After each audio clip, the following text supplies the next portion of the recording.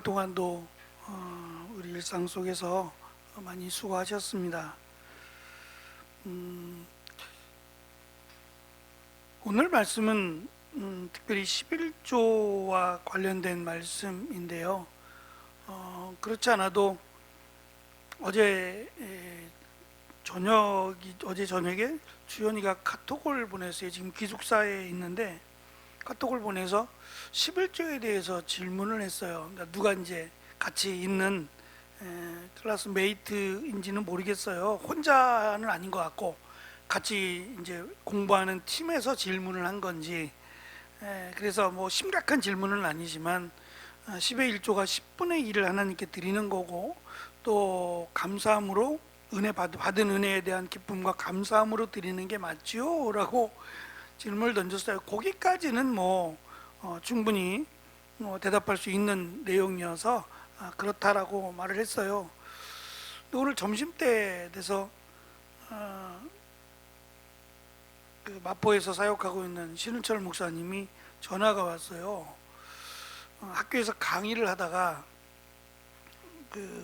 이제 금요일 날은 오전에 이제 강의가 있으신데 지금 백석대에서 강의를 하시는데, 그 강의를 들었던 분들 가운데 한 분이 이제 질문을 했나 봐요. 이 질문이 또 11조와 관련된 질문이에요. 그래서 목사님, 제가 이렇게 대답을 했는데 목사님은 어떻게 생각하냐고 저에게 물어왔어요.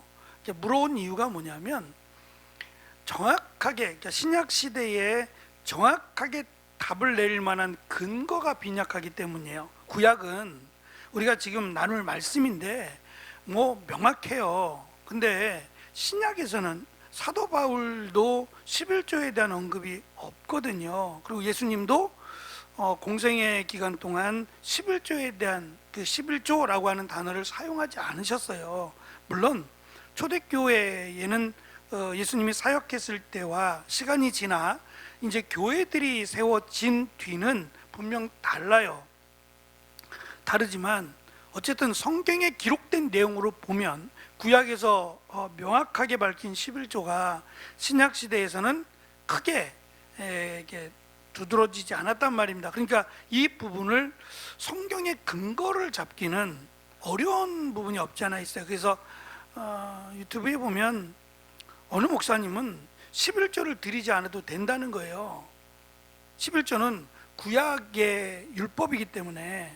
그래서 제가 11조가 율법이에요? 율법이 아니고 11조는 삶이에요. 이스라엘 백성들이 살아가면서 맺은 삶의 열매, 이 물질에 관한 것을 왜 이것을 지켜야 되느냐 하면, 성전이 있는 한, 그리고 성전에서 그 사역만 하는 레위인이나 또 제사장들을 위해서 필요하다는 거잖아요. 문제는 이 하나밖에 없는 성소라고 하는 성막도 하나였고 성전도 하나였죠. 예루살렘 성전 하나잖아요. 근데 지금의 교회는요, 하나가 아니죠. 굉장히 많잖아요. 지금도 교회를 성전이라고 하시는 분들도 꽤 많거든요.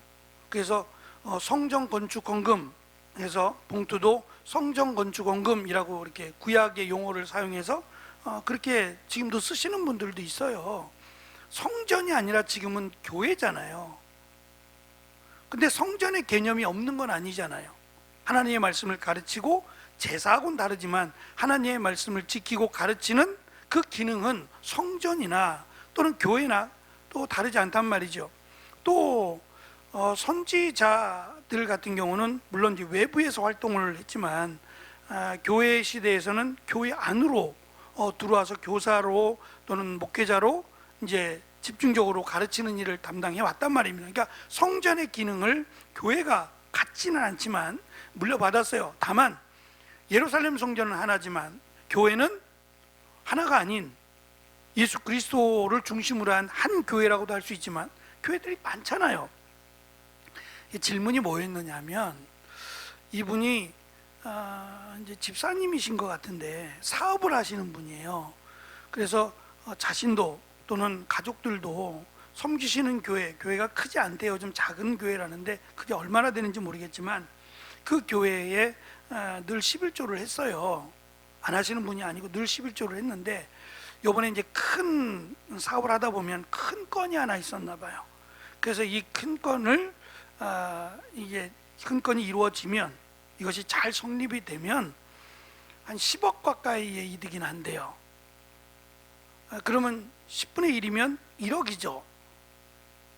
그러니까 이것도 굉장히 작지 않잖아요. 근데 이것은 늘 할 수 있는 게 아니라 특별히 11조는 늘 하는데 이번의 경우 특별히 사업이 성공을 하고 잘 되면 이제 1억을 11조 하게 되는 거예요. 그런데 이분의 마음속에 이 11조는 자기 나름대로 이제 생각을 한 거예요. 아까워서 그러는 게 아니라 이 11조는 반은 교회에다가 하고 반은 자기가 알고 있는 분들, 그러니까 작은 교회나 목회자들에게 보내고 싶은 마음이 생겼어요.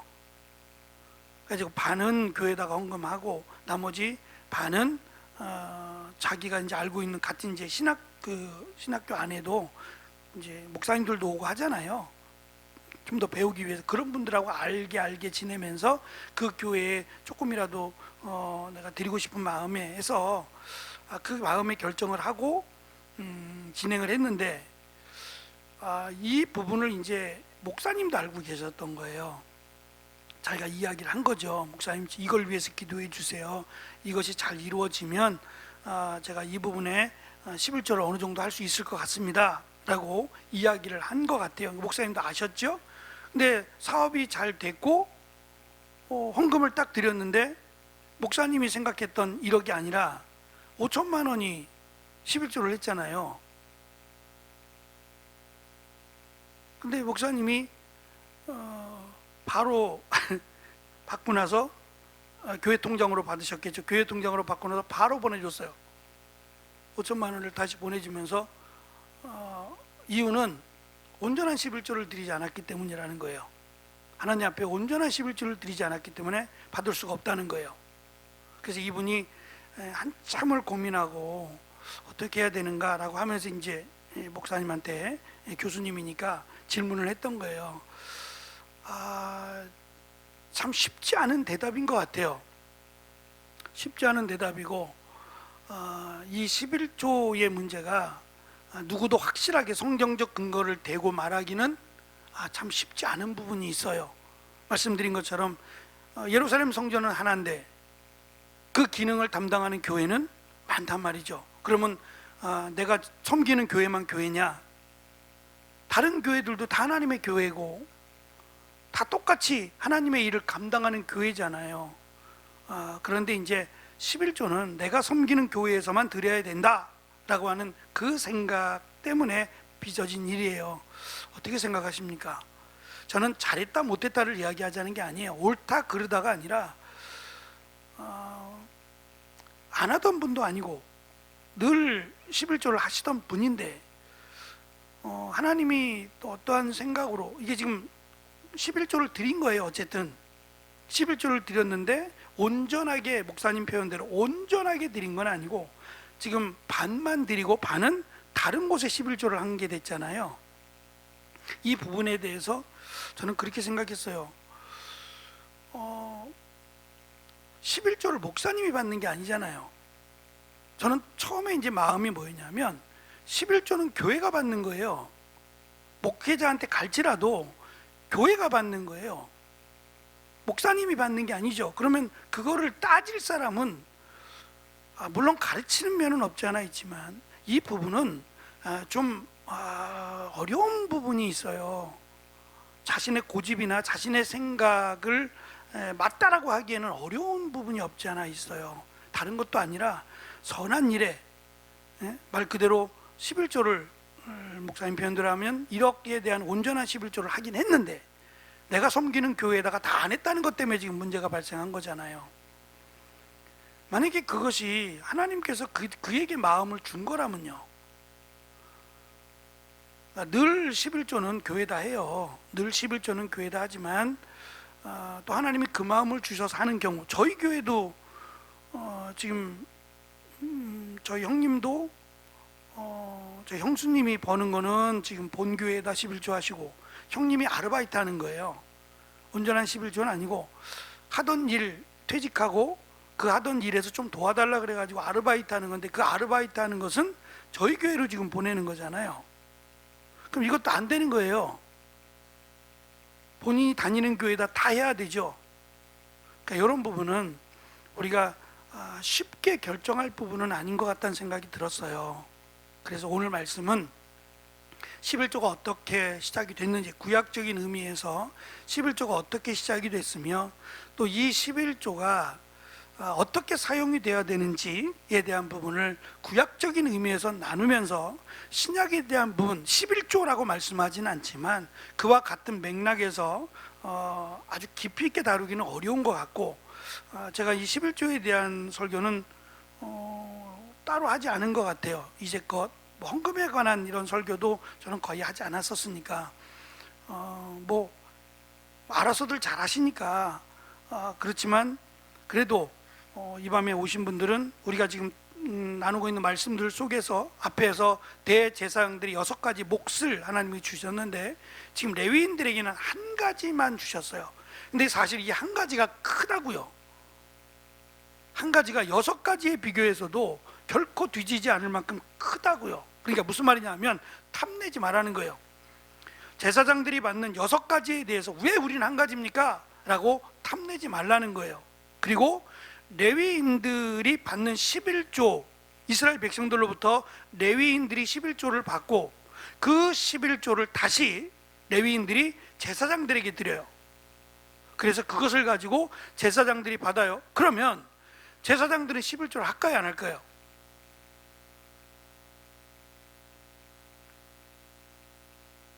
안 하죠. 안 해요. 그래서 이것 때문에 목사님들이 11조 안 하시는 분들이 있어요. 안 하잖아요. 대제사장 안 하잖아요. 레위인들은 자기들이 받은 11조, 자기들이 받은 11조에 또 11조를 제사장들에게 드려요. 근데 제사장들은 그 11조를 받고 생활을 하는 거예요. 그거 11조를 누구를 줘요? 줄 수가 없잖아요. 받을 사람이 없어요. 성경을 보면 그들은 11조를 안 한단 말이에요. 그러니까 거기까지예요. 레위인 11조는 레위인들이 제사장에게 하는 것까지만 성경이 기록을 해요. 그래서 이것 때문에, 이것을 근거로 해서 목사님들도 11조 안 한다니까요. 11조 안 하시는 분들은 이 말씀을 근거로 해서 11조를 안 하세요. 근데 저는 좀 목적을 생각했으면 좋겠어요. 왜 하나님께서 11조라고 하는 목적을 주셨는지, 그리고 우리 성도들을 지금 그 직분이 다른 거예요. 구약하고 다른 것은 그 성도들을 만인 제사장으로 설명을 했단 말이에요. 그러면 성도들도 제사장이잖아요. 어찌 보면, 그러니까 구약과 다른 의미예요. 신약에서 만인 제사장으로 설명을 하시면 성도들도 제사장이에요. 그럼 11조 안 해도 되는 거잖아요. 제사장들이 11조 안 하니까. 그래서 구약의 개념과는 신약의 개념은 다르다. 그래서 그 차이도 잠깐 말씀을 드리려고 합니다. 1페이지부터 보시면 지난 시간에 잠깐 나눈 말씀인데, 여기에 이스라엘이 하나님께 드리는 제물 중에 태워 드리는 거는 가져갈 수 없어요. 기름이나 이런 것, 내장이나 이런 것들은 가져갈 수 없고, 태워 드리지 않는 나머지 부분에 대해서는 제사장들이 나눠 갔습니다. 그리고 말씀드린 이스라엘 백성들이 레위인들에게 바친 11조, 그것의 11조를 제사장들에게 드립니다. 그러니까 제사장들은 레위인들로부터 11조도 받고 또 이스라엘 백성들이 드린 제물에 대한 것도 2가지를 받게 돼요. 그리고 레위인들은 한 가지, 이스라엘 백성들의 11조만 받습니다. 그러니까 레위 사람들의 11조보다 이스라엘 백성들의 11조가 훨씬 크잖아요. 훨씬 더 많죠. 그러니까 레위인들도 왜 우리는 한 가지만 이라고 말할 수 없는 거예요. 레위 사람들이 제사장들을 돕는 수고에 대한 대가로 21절에 보면 하나님이 주신다라고 하셨고, 레위 사람들은 원래 레위 사람들을 세운 이유가 온 이스라엘의 장자, 첫 것은 하나님 거예요. 그래서 거룩하게 구별하여 드려야 되는데 그럴 수 없으니까 대신 이들의 첫 장자의 수만큼 레위인들을 뽑죠. 그래서 이 레위인들이 하나님께 바쳐진 자가 된 거예요. 원래는 이들이 아니었다면 장자들이 사실 구별된 삶을 살아야 되는데 하나님은 이들을 구별된 삶 대신에 제물을 드리게 하고 그것 대신에 레위인들이 이제 그 장자의 역할을 하나님께 바친 장자의 역할을 하게 된 거예요. 그래서 하나님은 그들의 경작할 땅을 주시지 않고 그들은 일 대신에 오직 하나님의 일만 하도록 하나님이 그렇게 허락하셨어요. 신약 성경을 보면 영적인 봉사를 받는 사람들, 봉사자들의 물질적인 필요를 채워야 할 것을 예수님이 말씀하십니다. 사역자들이 하나님을 의지하고 사역한다는 것은 곧 성도들의 호의와 사역의 열매를 의존하여 살아간다는 의미를 갖고 있는데요, 제가 고린도전서 9장 13절, 디모데전서 5장 18절 두 말씀을 달아봤어요. 같이 읽어보겠습니다. 2페이지 두 번째 단락입니다. 시작. 성전에 일을 하는 이들은 성전에서 나는 것을 먹으며 제단에서 섬기는 이들은 제단과 함께 나누는 것을 너희가 알지 못하느냐.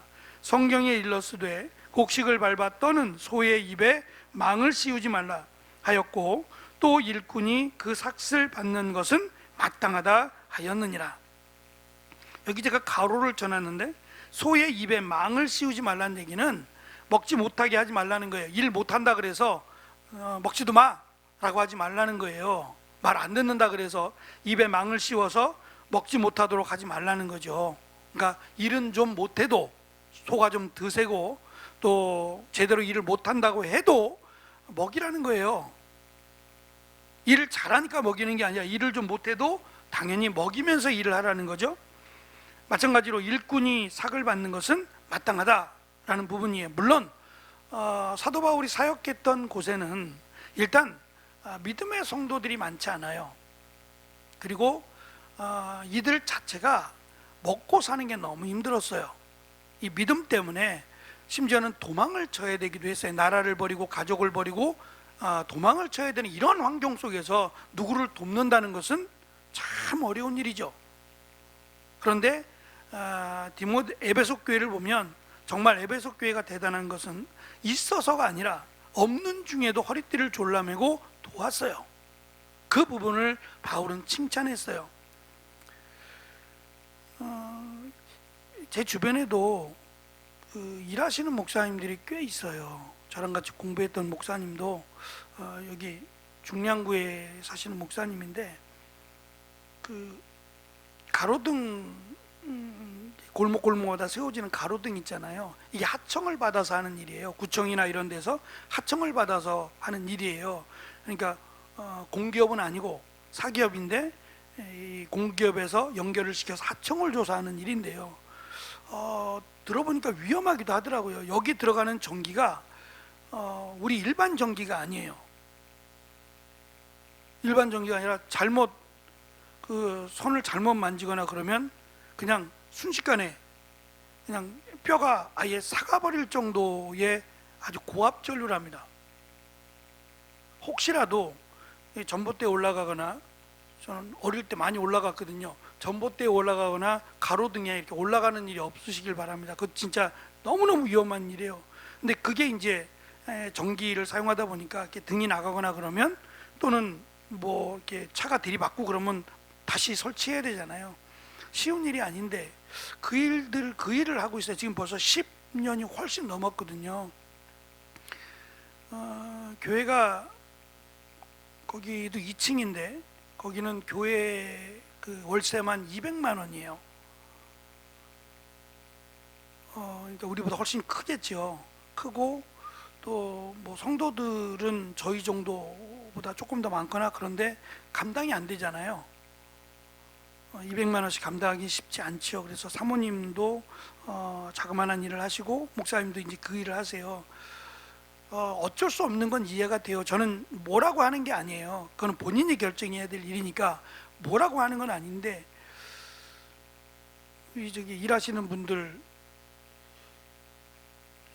솔직히 수요일이나 이렇게 저녁 때 일하고 오시면 힘드시잖아요. 하루 종일 교회에 있는 저도 저녁이 되면 피곤하고 벌써 목이 가라앉거든요. 근데 이 시간까지 일을 하고 오신 분들은 진짜 얼마나 더 피곤하겠어요.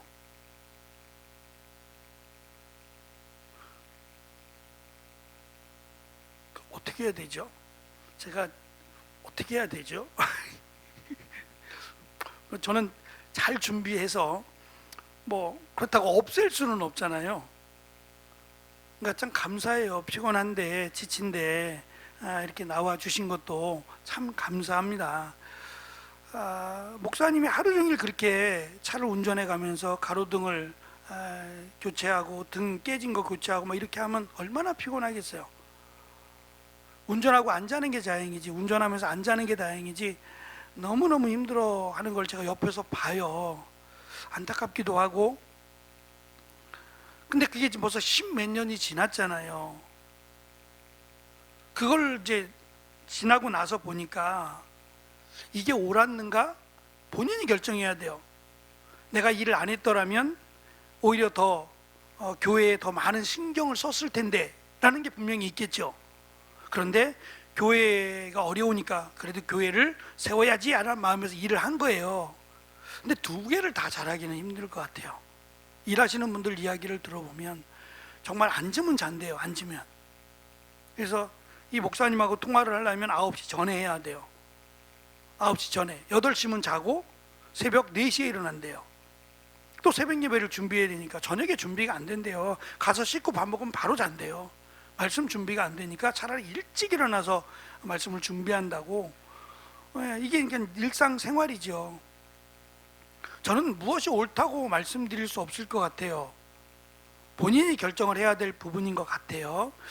아무튼 간에 그 1세기 때에는 도울 수 있는 여력도 사실 없었고 그만한 교인들도 없었고 교회가 세워진 것도 없었어요.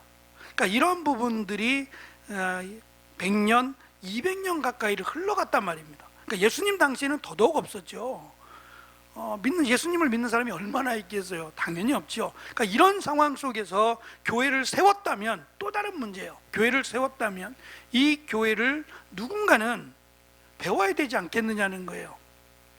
말씀을 배워야 되고 또 성도들을 케어하려면 이런 부분에 누군가는 책임을 져야 될 때에 바울은 디모데를 향해서 에베소 교회에게 디모데를 향해서 책임지라고 말을 해요. 이 부분이 11조라고 말은 안 해도 11조가 됐던 무엇이 됐던 그가 이 일에 전념할 수 있도록 도우라고 저는 강조했다고 봐요. 저는 지금 금액을 얘기하자는 게 아니에요. 이거는 또 다른 문제인 것 같아요. 저는 이 부분에 어느 정도의 융통성이 좀 필요하기도 하고 교회는 교회대로 목회자는 목회자대로 어느 정도의 기준을 갖고 있어야 된다고 생각을 해요. 그러니까 저 교회가 이만큼 하니까 우리도 이만큼 해야 된다, 이것도 안 맞는 것 같고 그 교회로서의 저는 최선이 가장 답이라고 생각해요. 목회자도 물질 때문에 일하는 거 아니잖아요. 그러니까 그런 부분에서 서로 간에 최선을 다하는 것이 저는 합당하다고 생각을 하고요.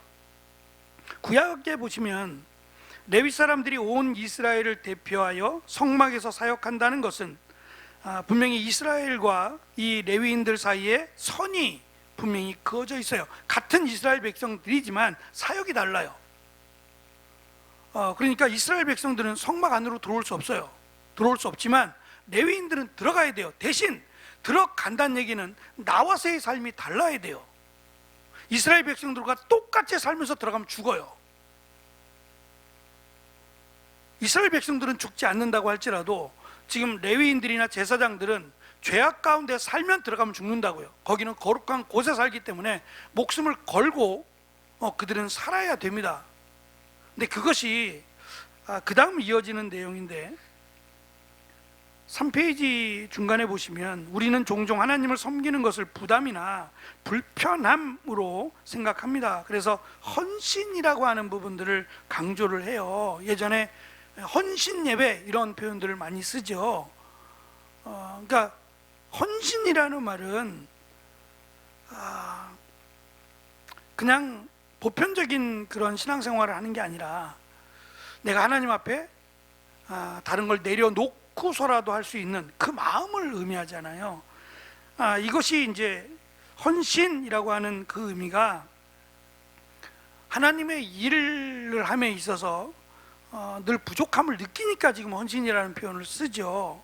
근데 이것이 이제 우리에게는 늘 부족함으로 또 불편함으로 이렇게 여겨질까봐 제가 말씀드렸지만 목회적인 상담을 하거나 신학교를 가겠다 하는 사람을 저는 만나면 잘했다고 얘기를 해요.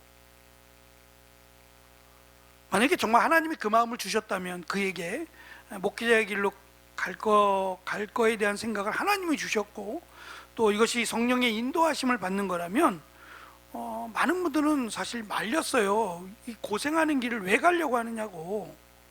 가뜩이나 요즘 시대에 신학생들이 줄어서 뭐 3대1, 4대1 이런 거 없어진 지 오래예요. 그만큼 신학교를 안 간다는 거죠. 어려우니까. 교회가 어려우니까 이제 그런 거죠. 그렇더라도 목회자의 입장에서 저는 가족들에게 미안함도 있어요. 사실은 그거는 저뿐만이 아니라 목회자들이 갖는 미안함일 거예요. 그렇지만 개인적으로는 하나님이 허락하시면 저는 뭐 하라, 다시 만약에 하라 그러면 다시 이거 할 거예요.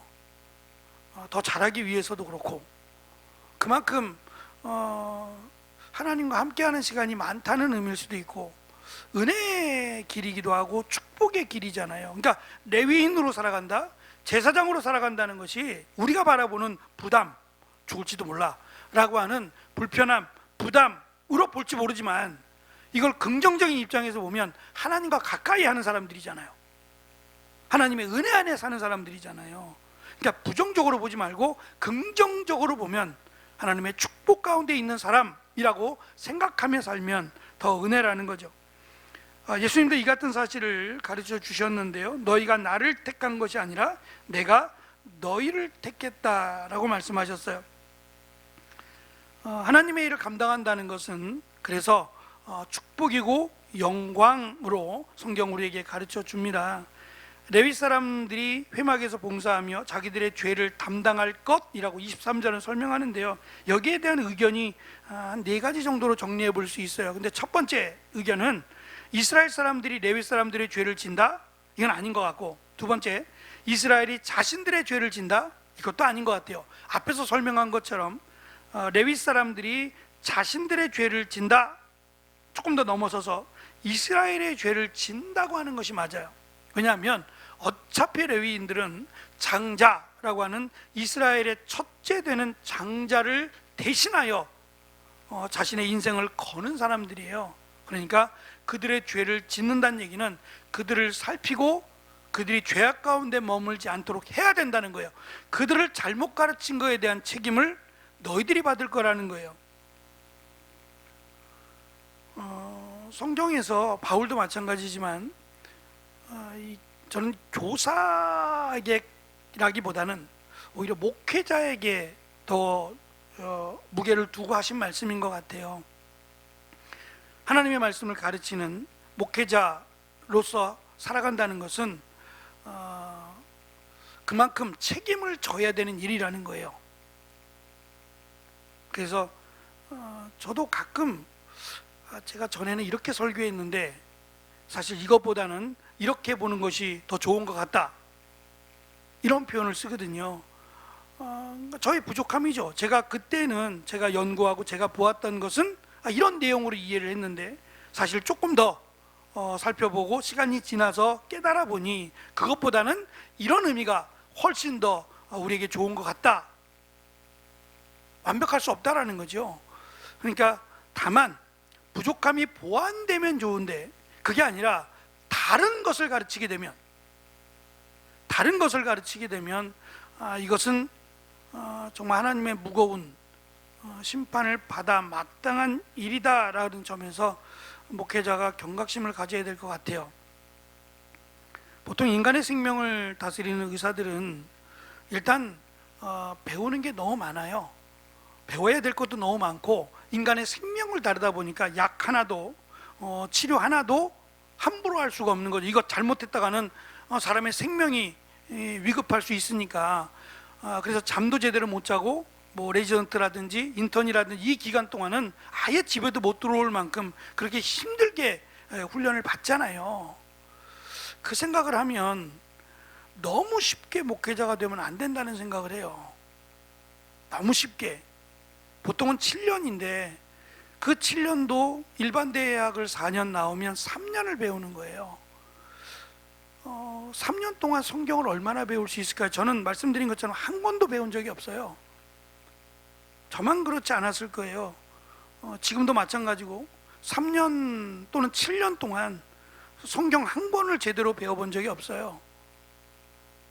그러니까 개론이나 뭐 다른 내용들, 뭐 조직신학도 배워야 되고 여러 가지를 배우다 보니까 그럴 수도 있지만 어쨌든 3년을 통해서 성경을 배운다는 것은 저는 불가능하다고 생각해요. 이게 안 되면 10년 정도를 두고 목회자가 계속해서 훈련을 받을 수 있도록, 계속해서 공부를 하고 배워갈 수 있도록 저는 총회 차원에서 제도를 좀 마련했으면 좋겠다는 생각이 들어요. 적어도 쓸데없는 얘기 안 하고 잘못된 말을 가르치지 않으려면 말이에요. 이것이 고스란히 성도들에게 양식이 되지 않겠어요?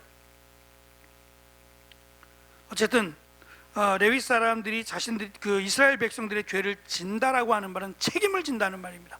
그들을 말씀 가운데 인도할 책임을 진다는 거예요. 그 책임을 짓지 못할 때, 책임을 지지 못하고 이스라엘 백성들이 죄를 죄악 가운데 살게 되면 그거에 대한 대가는, 심판은 레위인들이 받는다는 말씀이에요. 그러니까 나만 잘해서가 아니라 이스라엘 백성들을 돌봐야 되고 그들이 죄악 가운데 빠지지 않도록 여러 가지 면에서 더 힘써야 한다라는 것을 11조라고 하는 축복과 더불어서 어쩌면 이것을 받기에 합당하도록, 부끄럽지 않도록 이스라엘 백성들에게 더 열심히 최선을 다해야 할 것이다, 이렇게 가르쳐 줬음에도 불구하고 성전이 무너지잖아요. 성전이 무너지고 선지자들을 죽이고 결국은 나라를 빼앗기고 포로로 잡혀가게 되는 것을 성경이 기록하잖아요. 그러니까 교회가 거룩하게 세워져 간다는 것은 정말 쉽지 않은 일이다. 우리나라에 뭐 100년 전통 또는 그 이상 되는 교회들도 있거든요. 초창기에 지어졌던 교회들은 어쨌든 그 많은 기간 동안, 그러니까 부모님 또는 할아버지 때의 교회를 건축한 교회들도 지금 현존하고 있어요. 그 오랜 전통이 과연 성도들 보기에 아름다운 전통으로 남기를, 근데 결코 그것이 쉽지 않다는 거죠. 목회자의 책임도 있을 거예요. 하지만 중직을 맡은 장로님이나 그분들의 책임도 없지 않아 있을 거라는 거죠.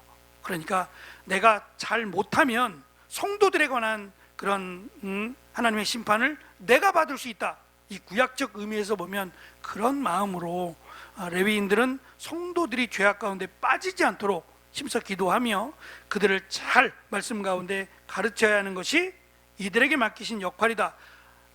제사장들도 마찬가지죠. 제사장들은 레위인들이 하나님 말씀을 잘 지키도록 힘써서 그들을 돌보는 것까지도 감당하라고 말씀하고 있습니다. 어쨌든 레위 사람들의 역할은 마지막 제가 정리한 것처럼 하나님과 이스라엘 사이에서 일종의 완충 역할을 하는, 그러니까 하나님이 직접 이스라엘 백성들이 아닌 레위인들에게 또는 제사장들을 통해서 깨닫게 하시고 가르치시고 그들에게 전할 수 있는 이러한 방법을 통해서 함께 세워가는, 이스라엘 백성들도 레위인도 제사장들도 함께 세워져 가는 그런 이스라엘을 하나님 만드시고 싶으셨던 것 같아요. 특별히 오늘은 11조와 관련해서 아주 구체적으로는 설명하지 않습니다. 금액도 설명하지 않죠. 대제사장은 얼마, 제사장들은 얼마, 이런 내용도 거의 뭐 설명하지 않아요. 중요하지 않다는 얘기죠. 그것보다 더 중요한 것은 목적이겠죠. 하나님께서 이것을 주신 목적, 그리고 레위인들에게 주신 목적을 우리가 잘 살펴서 개인이 아니라 이스라엘을 세워가기 위한 하나님의 방법이었다라고 생각하면 우리가 11조에 대한 뭐 세세한 부분을 성경적 근거를 대서 설명하기는 어렵습니다만 어쨌든 각 교회들도 하나된, 그리스도 안에서 하나된 교회들로 봐야 될 필요가 없지 않아 있다. 꼭 내 교회만 하나님의 교회고 다른 교회는 교회가 아니다. 이건 또 잘못된 생각이잖아요. 그래서 우리가 정답을 내리기는 참 어려운 부분이 없잖아 있지만 조금 우리가 조금 넓게 생각을 해야 될 필요는 없지 않아 있다. 만약에 이 처음에 말씀드린 집사님이 그냥 늘 그랬다면, 늘 11조를 교회와 다른 교회들과 이렇게 처음부터 했더라면 이건 좀 다른 문제예요. 그런데 늘 교회를 섬기다가 이런 부분에 있어서 하나님께서 그 마음을 주셨다면 개인으로 결정해야 될 부분은 아닌 것 같다라는 생각이 조금 들었어요. 어쨌든 구약은 성전이 하나였지만 신약은 수많은 교회들로 하나님이 나누셨기에 다 교회들은 거룩하고 소중한 교회들이다. 그래서 그들을 돕고 하는 일들은 한 가지 아쉬운 점은, 제가 이제 그 말씀을 들으면서 그게 안 되니까 이렇게 했을 거였지만 목사님하고 또 교회하고 이야기해서 이렇게 해주시면 안 되냐고, 교회 이름으로 이렇게 좀 다른 몇몇 제가 아는 분들 아는 교회로 이렇게 좀 도와주시면 안 되냐라고 하는 좀 방법을 취했더라면, 교회가 할 수 있도록 했더라면 더 좋았을 텐데 그게 안 되니까 아마 이런 무리수를 쓰지 않았을까라는 생각도 듭니다. 어쨌든 집사님이 행한 것이 정답이다라고도 말하기 어렵고, 또 목사님이 말한 것이 정답이다라고 말하기도 어려운 부분이 없지 않아 있는 것 같아요. 중요한 것은 교회들은 다 소중한 교회들이고 다 하나님의 교회들이다.